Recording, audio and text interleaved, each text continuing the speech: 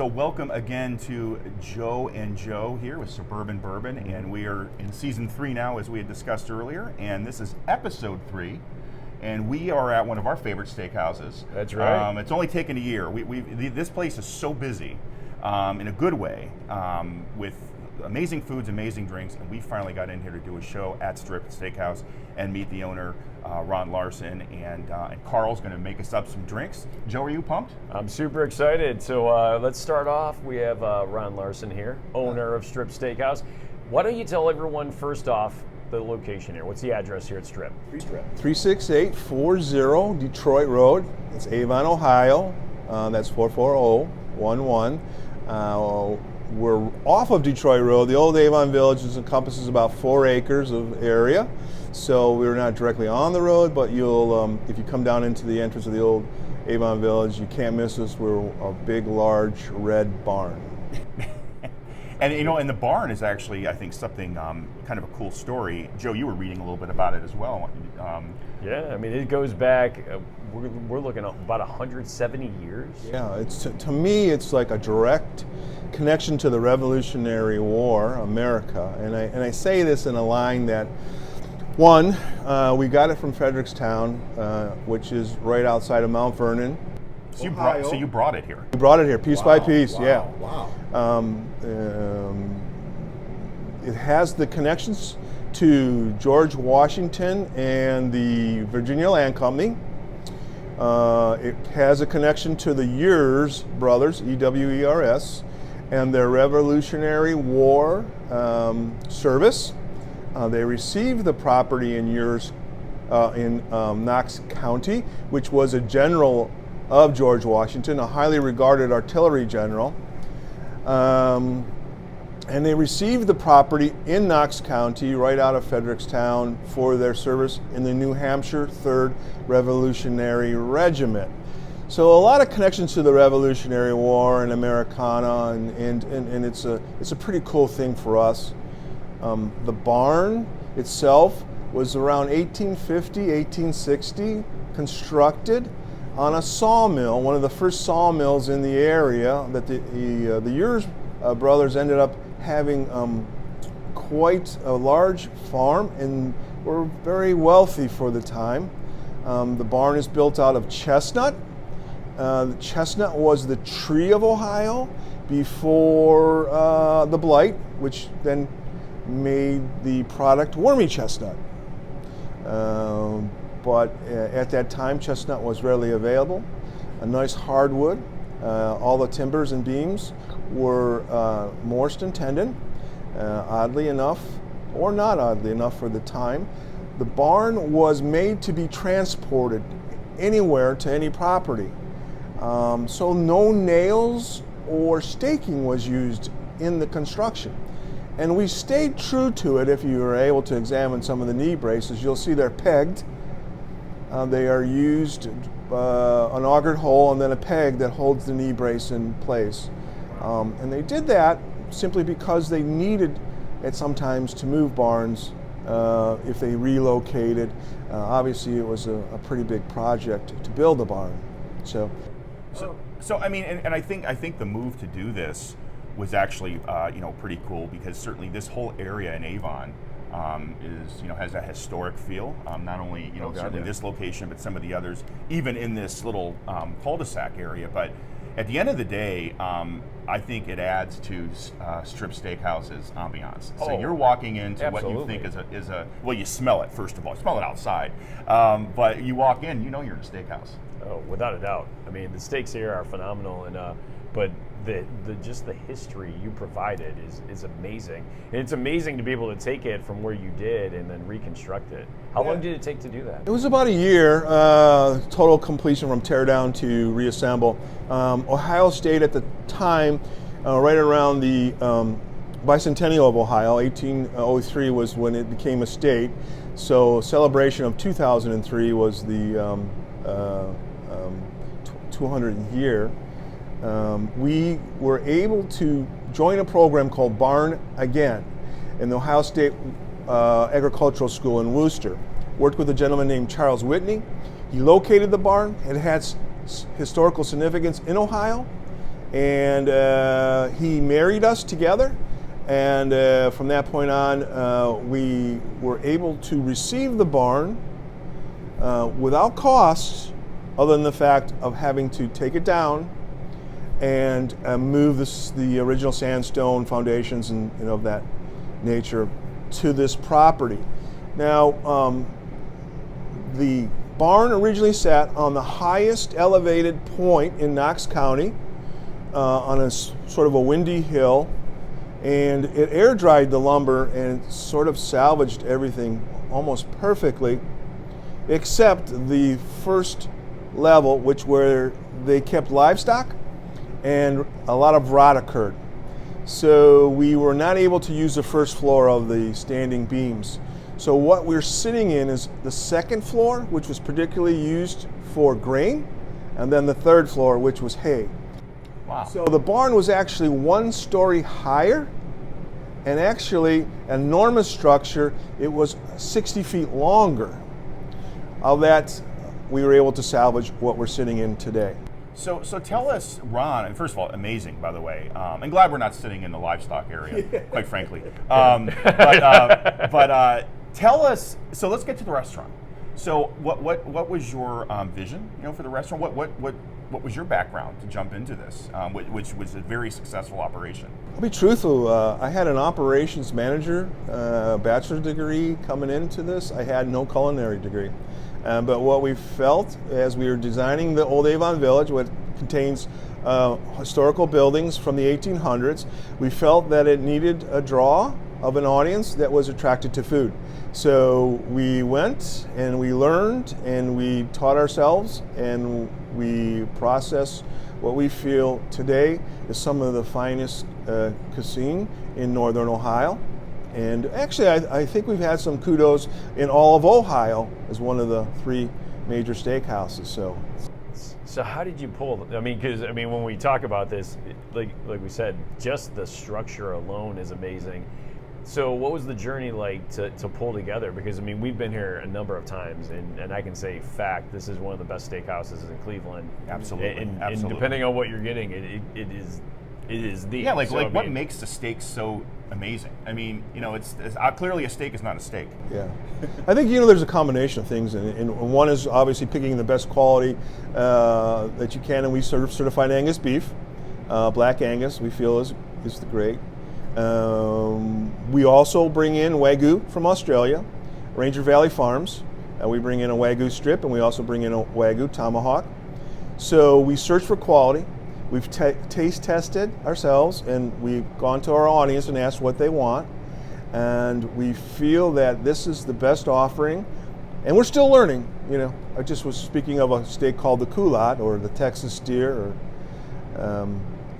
So we come up with new cuts, and we're still learning. But we still want to provide the finest, whether it's in the seafood arena or if it's in the beef. But I think to answer your question, what makes the steak so different is the fact of the crew and the staff here, and their abilities, and the delivery, and the feel of the barn. And I think if you put together that wardrobe, I think you'll be pretty happy here. It's cool.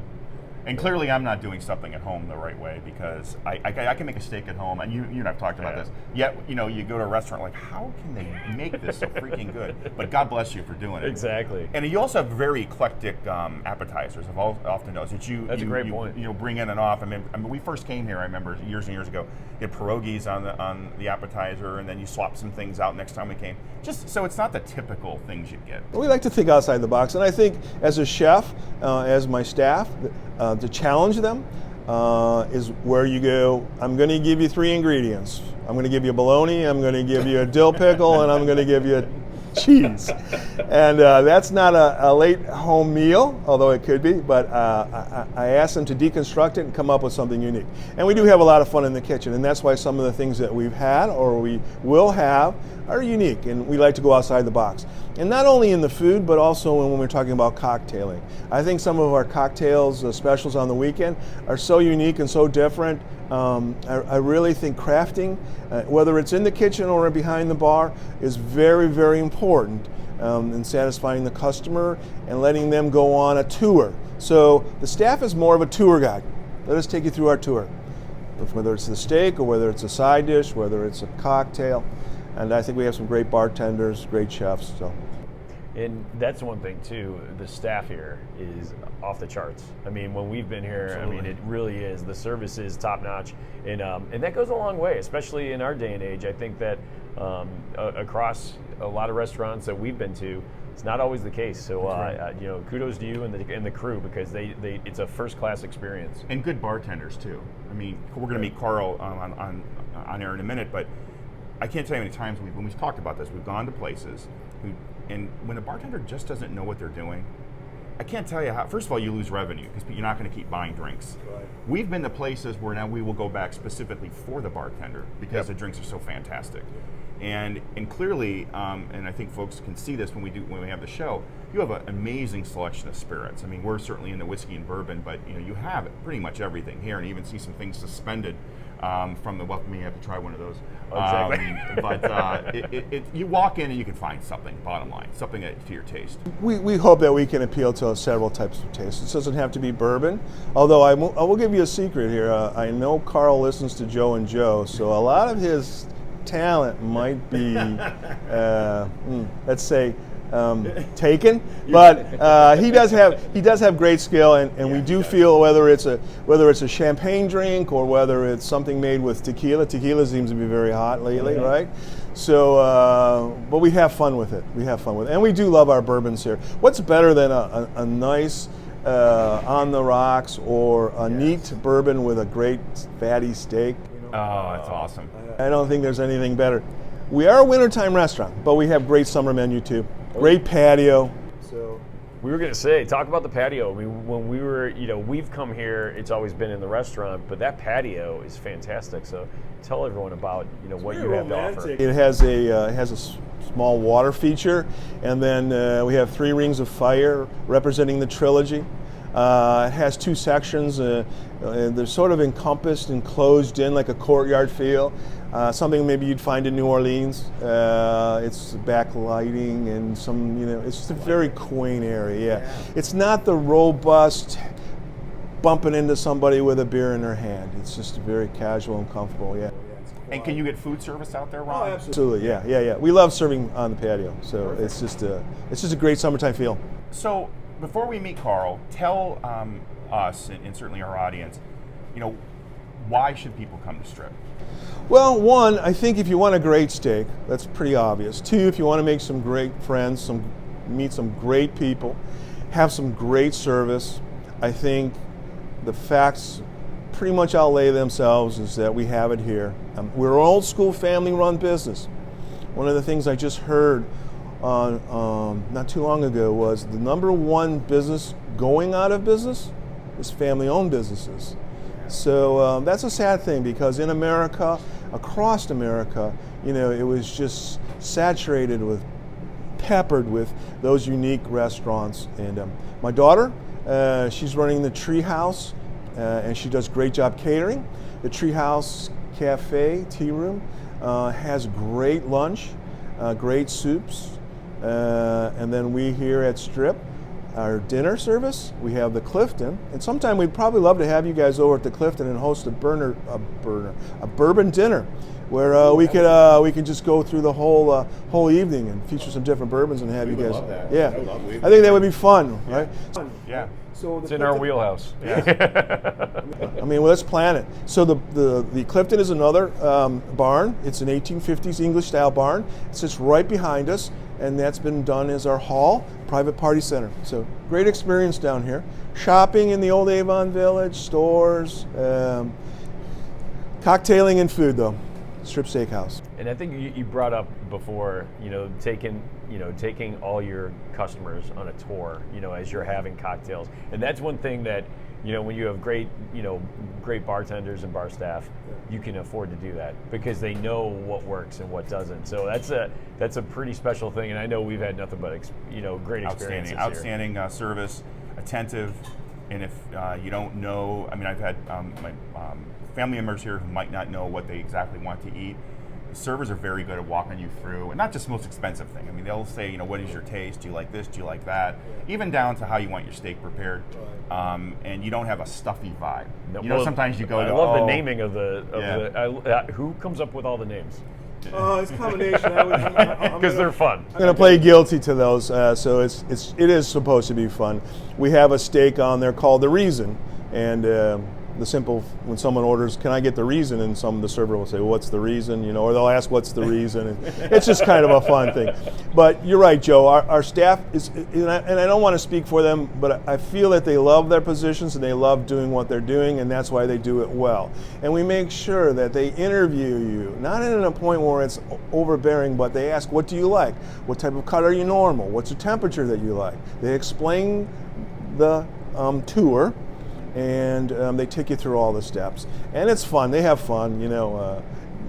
I can hear sometimes my servers. I'm in the kitchen. I hear their laughs, and so I know things are going well at the table. So. But that's a reflection on you, and we've seen owners, not many that we've done in shows, but certainly where we visited places, and you can see it's kind of a downtrodden vibe, and people, you know, are people even happy to be there? Yeah. So that doesn't suggest people aren't held accountable, but it's, you know, it's a reflection on whoever's in charge.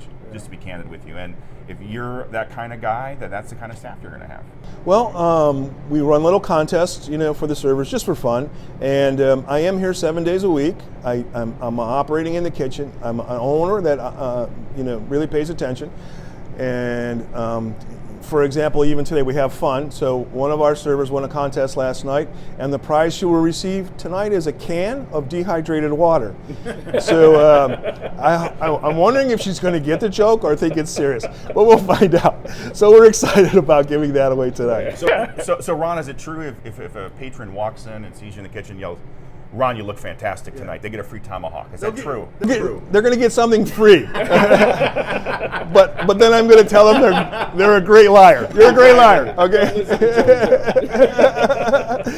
Yeah, as long as they mention Joe and Joe, we'll be good, right? Yeah. Ron, we can't thank you enough for inviting us here and allowing us to be here and being such a hospitable host, and looking forward to meeting Carl and having some drinks. But we would tell our viewers, Strip Steakhouse is fantastic, and I would also say I've brought my kids here, so it's I would call it family friendly. I mean, it's a nice place, so, you know, but it's certainly somewhere that accommodates a family. Staff is amazing, located right here in Avon. That's right, and even if you don't like steak, the seafood's off the charts. So you have a little something for everybody, and we can't thank you enough. So thank you very much, Ron. Thank you very much, Joe and Joe. I appreciate you so much. Nice meeting you, and I'm glad to continue listening to you guys. Thanks, all right, Ron. all right.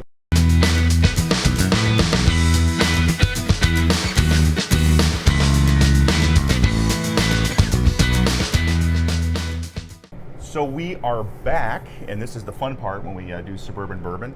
We're going to meet Carl, who is the bar manager here at Strip. And of course because I don't have good memory, I'm old now, at 36840 Detroit Road here in Avon. So, Joe, let's get to it. So, Carl, talk to us about, first of all, your journey in this career and what you've done to become bar manager here at Strip, and just what are all the things you guys offer here? Absolutely. Personal journey, I have worked in the hospitality industry my whole life. So working in Lorain County Fair concession stands 20 years ago is how I started in this. I went to a vocational school out in Oberlin for culinary arts. Did a couple of years there to kind of learn from the back of the house. Absolutely loved that program. Got to travel all across the country doing competitions, cooking competitions and the like. It was a really awesome opportunity, and really helped build a solid base of knowledge. That being said, I went to college for hospitality and restaurant management out in Scottsdale, Arizona. So kind of moving more towards the front of the house. I've always loved the industry a lot. I started, like I said, in the back of the house. Really always enjoyed the pressure of a rail full of tickets. You know, it's kind of you against the world, and if you don't do a good job, if you don't perform, somebody's gonna have a bad meal, and that's disappointing. You do not want that to happen. What I always loved about the front of the house was serving tables and talking to the guests. Every single day there was a little bit more variety. There's something different about every single shift because somebody tells you a fun story, or they maybe know somebody who you know, and what I mostly love about the bar and why I think it's my favorite place to be is you get a little bit of all the above. You get the pressure, you got to pump out those cocktails, but you get to talk to people every single day. When I head home, I call my wife up and I say, hey babe, guess what? Here's a fun story that happened today. Or guess who I met at the bar? They know so and so. I find that very fun. On top of that, behind the bar, it's really hard to kind of become a master of it. And we talk about things like bourbon and whiskey, and boy, there's always another new one to learn about. And there's always a new way to make a cocktail or a way to improve it or to elevate it or to make it a little bit more interesting. Yeah. So what do you think, I guess maybe over the last couple of years, or maybe it's seasonal, what's your more popular, what have you seen a rise in terms of when you talk about bourbon in particular? What's the most sought after cocktail? Sought after cocktail.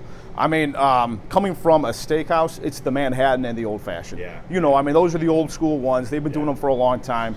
And a lot of those people who are getting into the bourbons and really kind of enjoying the different types of whiskey, they want your version of that, or they want to see how you do. They tend to judge you on that a little bit because they're comparing it to the guy who does it somewhere else or the way that you do it at your own house. Yeah. And so having a fun spin on it, making sure that you're executing it well is extremely important. What about, because one of the things that Joe and I both noticed is the great selection of bourbon and other spirits that you have. What's the most popular bourbon that someone wants either straight or on the rocks? Most popular bourbon that somebody wants straight or on the rocks, I'll be honest, it's oftentimes those Buffalo Trace products. Yeah. Colonel E.H. Taylor, when I put it up there, that small batch always goes fast. When you get your hands on a bottle of single barrel, that goes pretty fast. Yep. Eagle Rare is always popular. Angel's Envy is a fantastic one. I like Angel's Envy, yeah. Yep. Lots of the times, I think that one of the fun things about having such a nice variety is that there's almost always something that you haven't had when you come in. And immediately when somebody sits at my bar, I see where their eyes go, and it goes up towards those whiskeys and bourbons. So let me get you my whiskey list. Yeah, exactly. And you have one. It is amazing to me. And actually, places that have a phenomenal selection they have a wine list. Sure. Or they'll tell you what is on tap, but they do not have a whiskey list, which is bizarre. And it's changing though. Sure. I think it's almost necessary at this point because we have 70-ish. Probably, right. Different types of whiskeys, scotches, bourbons, all the above, ryes, and I can't expect a server to be serving them at a table and be able to. What kind of whiskey do you have? Let me give it to you. It's not very practical, I guess. Be there a little while. Absolutely, right. So, Carl, tell us what you're going to make for us today. Absolutely. So the first cocktail that we have right here is our signature Manhattan. And this is a cocktail that has been on the menu here for years and years and years. We use Angel's Envy as the whiskey, the bourbon specifically, which is kind of like a cheat code right off the bat because you're using a really nice product. Yeah. Those port barrels really soften it up and makes it very approachable inside of the cocktail. We have some blood orange bitters inside of there. We have a dash of a little bit of Grand Marnier and some sweet vermouth in there. It's not a huge twist on a Manhattan. It's pretty straightforward, but you get some of those orange flavors. It's a little bit lighter, very drinkable, and one of our most popular cocktails for sure. I made my first Manhattan made with dry vermouth. Couldn't understand why it didn't taste good. Sure. I'm like, that's why. There you go. I learned. Those things that we learned. Oh. You know what's great about this? In the summertime, this is a great summertime bourbon drink. This is really fresh, clean. Oh, and wow, very nice. And I think you touched on it. I think a lot of times, one of the mistakes that we've seen is when you try to go so far off script that it just doesn't work. Sure. These are all just quality ingredients, well balanced, and it definitely, it's a refresher. I'm kind of upset because I don't think I'm going to be doing sample drinking today. I think this is full-on drinking. Kids out there, it's around 1:30 in the afternoon here at Suburban Bourbon. We encourage the kids out there to do this later in the evening. No, this is fantastic. Good stuff, Carl. So this is one of the more popular offerings. Being a steakhouse, being known for your steaks, the whiskey, bourbons in particular, and those red wines. really dominate what people expect when they come in here. You want something that can stand up to a big hearty meal, that can hold up to one of those big steaks. So anytime that we're running a whiskey, whether it's a drink special or whether it is something that's on the actual menu, those tend to be some of the more popular drinks that we have. And you're in the cherry. Oh, the Luxardo cherries. Yeah. You got I knew it. Don't I mess- just wanted you don't to mess say with it and what's take good. credit. You know it's good. Well, I've said this on a lot of different shows. I've had drinks when they make them just with the regular maraschino and cherries, and the drink turns pink. Sure. I'm like, even just visually, do you understand what you've done wrong? But it's funny, and we've said it before, and they are definitely more expensive than other, But they're worth it. but Yeah. it is worth it. I think it caps off it's one of those that I think helps cap off a great drink. Sure, absolutely. I mean, that's don't mess with what works fantastically. You know, the Luxardo cherries are an awesome compliment. I like the juice as a sugar substitute Sure. as well. It darkens the drink a little bit, and then if they should think some of those, I think it's fine. Do it all the time, but outstanding. So Yeah, absolutely. home run first. Absolutely, right out first pitch, right out the gate. Carl's on a roll. One for Every one. day.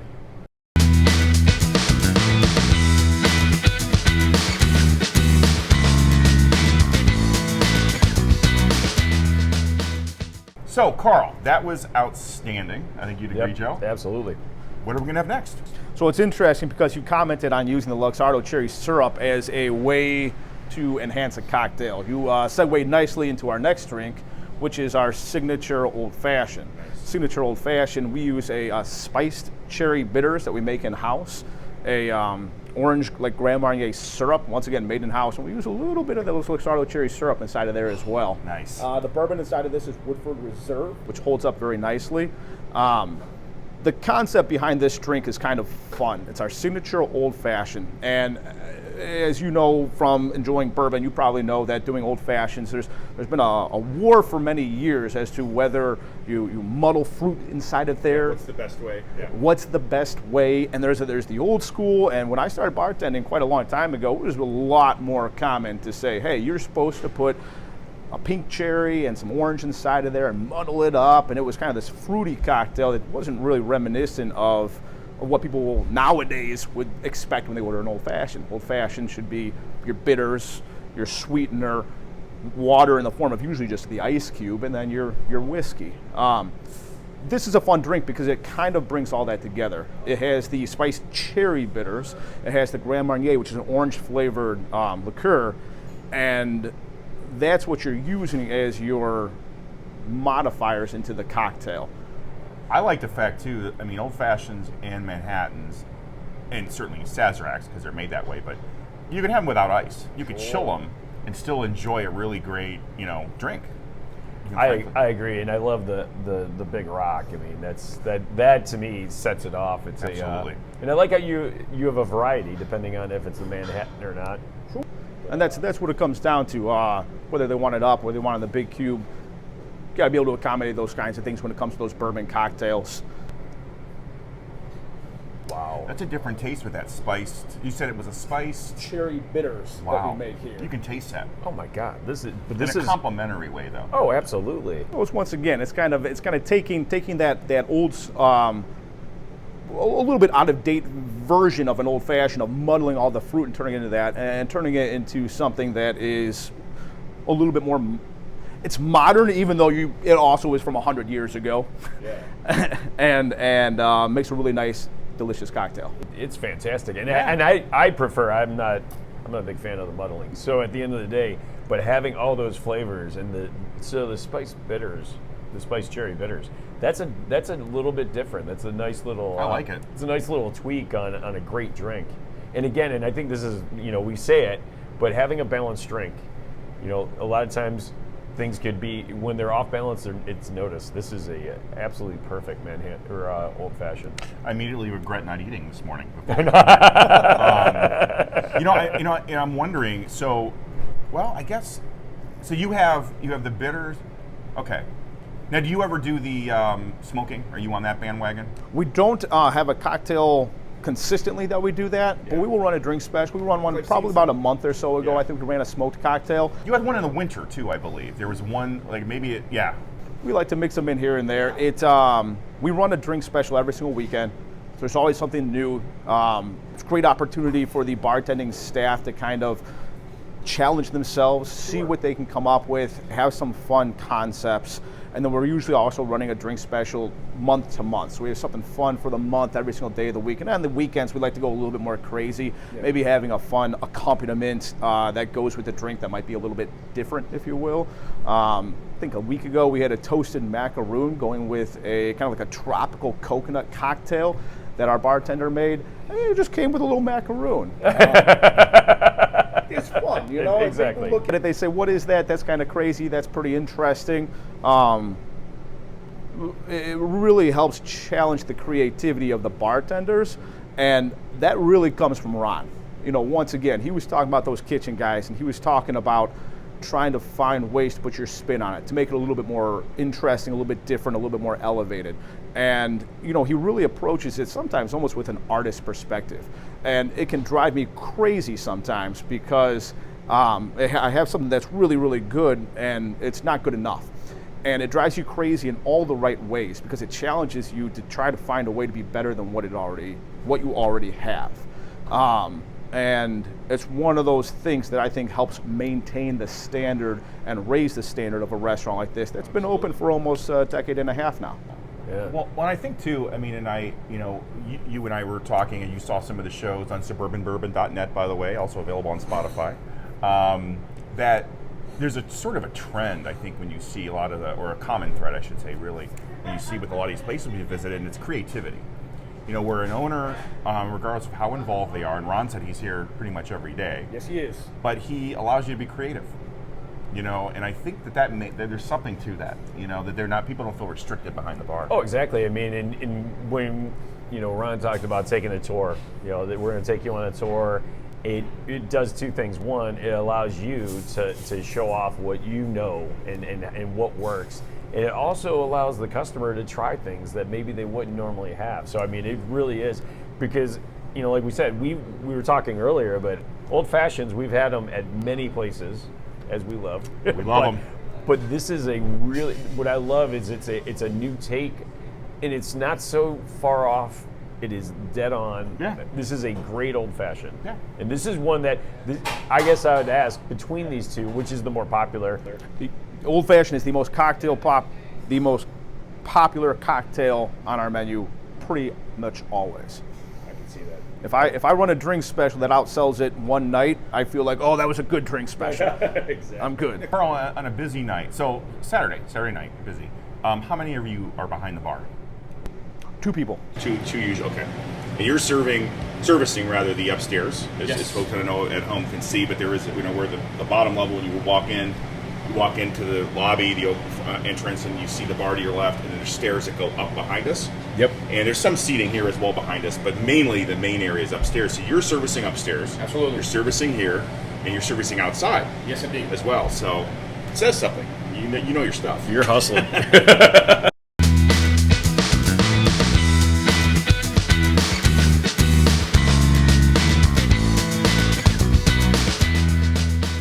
So what's our next drink? So, the next drink is called the Nutty Man. Nutty Man. And it is. That was your nickname at high school. wasn't No, it was not my nickname. That was White Lightning from the prior episode. I gotcha. The Nutty Man. So this is a great example of, once again, kind of taking a cocktail and changing it or progressing it and trying to make it something a little bit more interesting, a little bit more fun. My wife is one of the best testers when I am experimenting and trying out new cocktails or things to bring into the restaurant. Our wives are not. I was going to say, yeah. Ours are not, but we are 2 good testers. In the event she's not available, The embarrassing fact to all reach out to us, Carl. The embarrassing fact to all of our listeners is they know that our wives don't like bourbon. They don't. Ironic. God's little plan. But go ahead. Well, and so some similarities there. She will not drink bourbon with me straight. She doesn't want to taste the bourbon. She doesn't enjoy just the sipping of it. Yeah. So my challenge, this was quite some time ago, was, all right, well, it's good, and I want you to find a way to enjoy it. So let me make a drink that you will enjoy with bourbon. And over the course of time, she has opened up to it a lot. She still won't sip it with me. But this is how this came about. This is how this came about. So this is a twist on it's almost like an Amaretto Manhattan. So we're using Bullet rye as the base, the rye with that nice little bit of spiciness. Amaretto di Serrano, so it has that almondy flavor, a little bit extra sweetness to it. It has some Angostura bitters inside of there. It has some walnut bitters in there as well, some black walnut bitters. And actually it has a little dry vermouth, like we were talking about earlier. My nemesis. Which is my nemesis. Which is because you still want some of those herbal, those kind of notes that you would get from the vermouth, but the amaretto is already quite sweet by itself, and the sweet vermouth got almost cloying when you make it with that. So this is a titch more balanced, and it's going to be a nutty drink, a little bit on the sweet side. Ron, as we said previously, always looking to find fun ways to elevate it, to make it a little bit more interesting. To say, when I went to Strip Steakhouse, I had something that I don't get somewhere else. Him challenging us is where we came up with the idea of, I'm going to serve this with salted mixed nuts. We have a nutty drink that's a little bit on the sweet side, and let's serve it with some nuts so that they have. When was the last time you went to a bar and there was some mixed nuts on the bar that you could grab, right? Yeah. So it's kind of like a wink to bartending back in the day, but also it's a fun accompaniment with the drink, and also that saltiness kind of makes the drink develop a little bit. So you take a sip of it first, and it's that sweetness. Then you eat some nuts, you take another little sip of it, and it kind of helps makes the flavors pop because of that salt. You see a lot of restaurants adding saline or salt to their cocktails. This is kind of like a twist on that. And you said you made this, and so does your wife like this drink then? Yes, she does. This is one. So she's not a bourbon drinker, but this is approved by a non-bourbon drinker. Approved. Love it. I mean, that's good on its own. Let's just be honest. Oh, that's awesome. And I could see where this is the thing. We need to see if it's Katie and Jody approved, because It might I be. think they would like that. Nice move. Fun. That And is you a came up with nice the name? move. Yes, I did. I named it after Ron. The Nutty Man. The That's Nutty awesome. Man, Ron Larson. This is an awesome, and You know this what? is what you get when you come to Strip. It's classics, but then you get a drink like this that you said, and I think this is important. You can't get this everywhere. You can't get this anywhere. This is a Carl original. I think it's worth, look, let's just be honest, Strip, if there's one knock on Strip, it's trying to get in. Sure. Because it's so stinking popular. That is a knock. Right?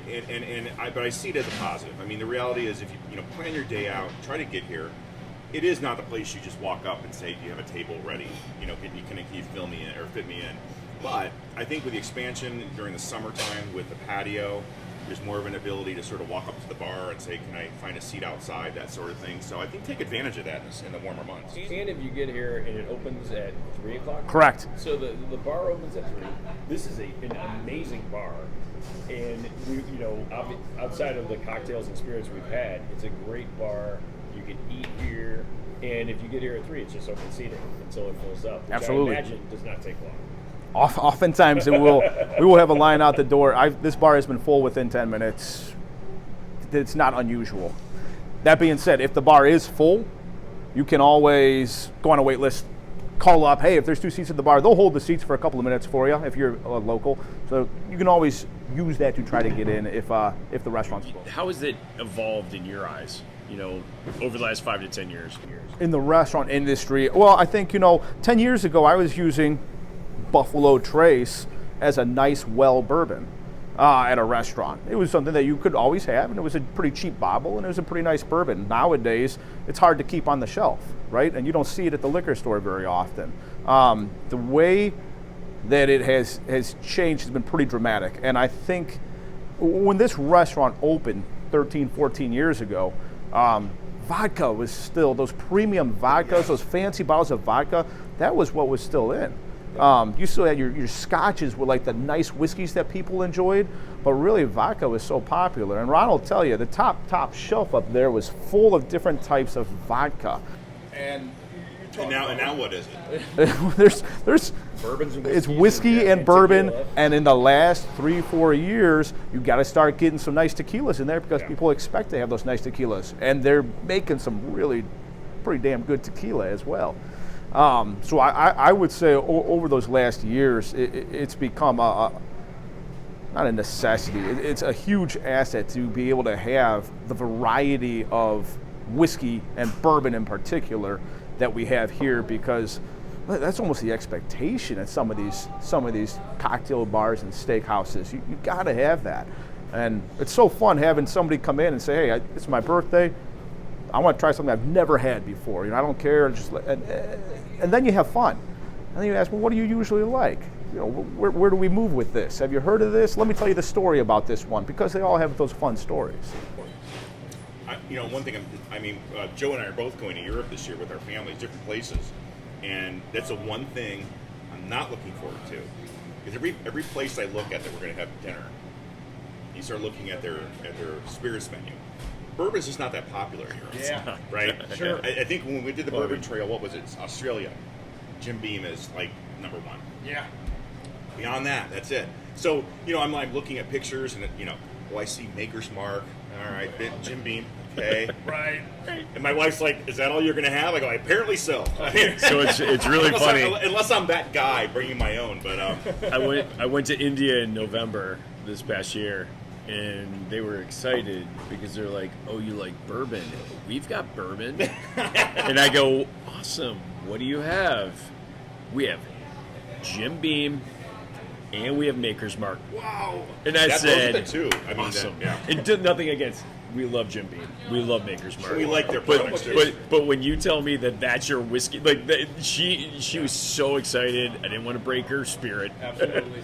But and those are great offerings, but only two. So when you look here and you come to Strip, the options are pretty much endless because of all the variety of not just bourbons but spirits that you have. And you do have some premium tequilas that which is your favorite again? I like Sincoro. Okay. Which is the Michael Jordan, they call it the Michael Jordan tequila. I'm not a big tequila guy, but I do like that. Taste there's a vanilla hint to it, Sure. and I can drink it. Yeah. There's others that I just can't, just personally can't do. I appreciate it, it's just not my favorite. And then mine's Class Azul, and then and then I love I'm a reposado añejo person. So at the end of the day, those are what I go to. Joe's just throwing out words now. We don't I know. Yeah. I think Joe loves all alcohol. Is really the reality. I think that you see a lot of the bourbon guys, if you will, people who really enjoy bourbon and came into that world, and they're starting to enjoy tequila because you do share some of those characteristics. As I'm sure that you cannot reuse a charred oak barrel for another bourbon, right? Mm-hmm. So those barrels have to be used somewhere. Tequila is oftentimes where you find those. we have tequila, rum. They even Scotch will buy the bourbon barrels after they're used. Great example of that is on the shelf behind me, and we have the Corazon, and it's their expressions label. So those are 3 different tequilas from Corazon, specifically a reposado and 2 different añejos, and we do it as a flight. You get 1 ounce of each of them, and the reposado is finished inside of Elmer T. Lee from Sazerac barrels, and then you have George T. Stagg for one of the añejos, and the William LaRue Weller. So those are both from the Buffalo Trace Antique Collection. That is fantastic. Makes a lot of sense to take those specific barrels and turn it into a nice premium product. Now you're elevating your tequila at the same time. So those are names that bourbon people will recognize. Oh yeah.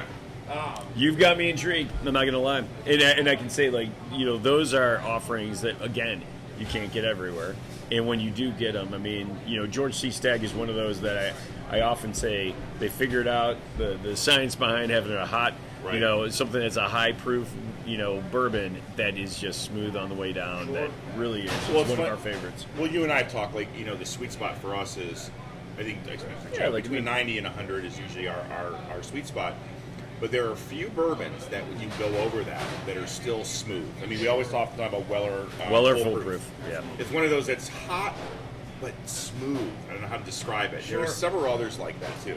Yeah. That we'll kind of jump George into. T. Stagg, Boom Booms, Full Cast. Yes. In fact, we saw is Ron a big boxing fan? Yes, absolutely. All right, so we have we'll have to bring him. We did a show with Boom Boom Mancini, which you're a young guy. I don't know if you know who that is. I do not. Okay, it's okay. That's okay. So Boom Boom Mancini is from Youngstown. Sure. He was sort of Michael Jordan, or not Michael Jordan, LeBron James before LeBron James. Sure. He was Ohio. He was Northeast Ohio. He was a boxer. And he was the Rocky. The Rocky sort of saga was like him. I mean, he was up and coming, working class town, whatnot. Anyway, he started his own bourbon, and he was a heavyweight champ, or not heavyweight. He was light heavyweight champ Yeah. for a couple of years in the Awesome. 80s. So he started his own bourbon called Boom Boom Bourbon, through Cleveland Whiskey, and we did a show out in Youngstown. Yep. And if you check out suburbanbourbon.net, the show, he's a very generous sort of interview, but he talked a lot about different stories and whatnot, but he has great bourbon. They've won a lot of awards. Awesome. So he signed a bunch of them. So we're going to make sure we stop by. We'll try to get both of you some bottles of those. Yeah, Fantastic. and those are the Boom Boom Bourbon finished in maple barrels, and it really has. right. It's got that sweetness to it, Sure. and when you go to the higher proof, I mean it's 114 or 116 proof, and it's just a really great bourbon that's got it. But it's literally, you don't know you're drinking a high proof bourbon. So it's they're award winning. So check We'll them stop out. and we'll bring you guys a bottle. It's signed, Great example of what we were talking about before, as far as so many bourbons, so many stories. Yes. And I don't know if you noticed, Ron likes history a little bit. We had an entire history lesson. loved We were it. I all loved it. we have a little anxiety. Is there a test on the way out? Because I'm not sure that I can follow everything, but I'm amazed. The story behind this structure alone is amazing. But Really cool thing, and you'll come in here 9 times out of 10. We have old movies playing on the TV when you walk inside, because that's what Ron likes. He likes seeing that old stuff. He likes talking about that. This barn has a connection to a guy named John Brown. Ron was talking about some of the connections of the barn back in the day. John Brown was a abolitionist prior to the Civil War. Pretty famous character, and he was executed for treason because he led a small rebellion against the country of the United States prior to the Civil War. He's an interesting character. He was a preacher, and he felt that slavery was against what the Bible said and what the Declaration of Independence said inside of the United States of America. And so he actually led a mini rebellion that failed very utterly, and he was executed. But he was also a spark plug for the Civil War and a rallying call for a lot of people. He bought horses from this barn back when it was in southern Ohio. He raised horses for a period of time until he found out they were being used for gambling, and that was against the Bible, so then he stopped raising horses. So we named a drink the JB after him, and now you have a little story. So when people order that drink, you can kind of talk about the history of the barn and some of the fun things that go with it. And I think it just adds a little bit of an element to once again, whether it's something like serving some mixed nuts with your Manhattan, or whether it's a story that kind of ties into the barn or the history, really makes that experience. Ron likes the word tour guide. It kind of makes it like going on a tour somewhere. And I think also, I love, because your experience with your wife is very similar to ours. And when you can get a bourbon drink that they like, then that's a home run, right? Absolutely. And what you just served to us is one that's going to be one. When we come back, they're going to try it. Rock and roll. You can't. I guarantee that it'll be 3 for 3 after these two. It's very sweet. Yep, it's very good. Excellent. Well, hey, that being said, I'll tell you what, it has been fantastic coming here to Strip. Not only great spirits, not only great food. The service, we've been here a number of times. The service is off the charts. And you just touched on something that's even beyond all that.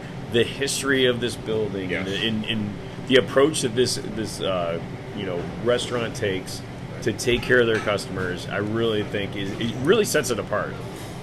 I got to give my shout out. My first time sort of being introduced to Strip was from Kim DeGroff, who was an Alpha Zeta Delta at Ohio State University. It's the first time I met her, which is a sorority, by the way. And she immediately told me. Wait, did you go to Ohio State? I did go to Ohio State. Go Bucks, OH. My fraternity and her sorority often did little parties together. Anyway, I met Kim, and she just has, obviously, as she should, raved about this place. And certainly after meeting Ron and meeting Carl and coming here for so many years, it's just a treat to be able to do this show here, frankly. Yeah. So definitely come to Strip. This Yes. is a fantastic place. Whether it's steak and seafood, whether it's craft cocktails, which or an amazing spirit selection that you could have straight off on the rocks, you name it.